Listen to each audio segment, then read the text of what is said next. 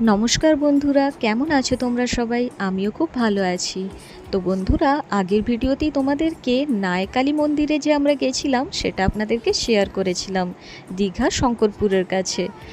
তো বন্ধুরা, এই মন্দির থেকে বেরোনোর পর আমরা সন্ধেবেলায় চা বিস্কুট খাওয়ার সময় এই ডগিটাকে দেখতে পাই। ডগিটাকে দেখতে পেয়ে তাকে বিস্কুট খেতে দিই রীতিমতো। তো তারপরে দেখি হঠাৎ এই ছোট্ট বিড়াল বাচ্চাটা চলে আসে তার কাছে। আর অদ্ভুত এই দৃশ্য, কুকুরটি কিছুই করছে না বিড়াল বাচ্চাটিকে, দুজন মিলে আরামসে খাচ্ছে। তো বন্ধুরা, এর থেকে আমরা অনেক বড় একটা শিক্ষা পাই।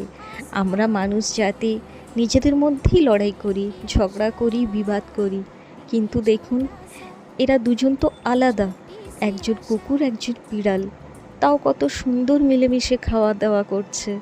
দেখুন, কুকুরটি আবার বিস্কুট হাত চাপা দিয়ে রেখেছে যাতে বিড়ালটি ছিনিয়ে নিতে না পারে, কিন্তু তাকে কোনো আঘাত করছে না, কিছুই করছে না, তাকে খেতেও দিচ্ছে। খুবই ভালো, আমার জন্য এক অপরূপ দৃশ্য।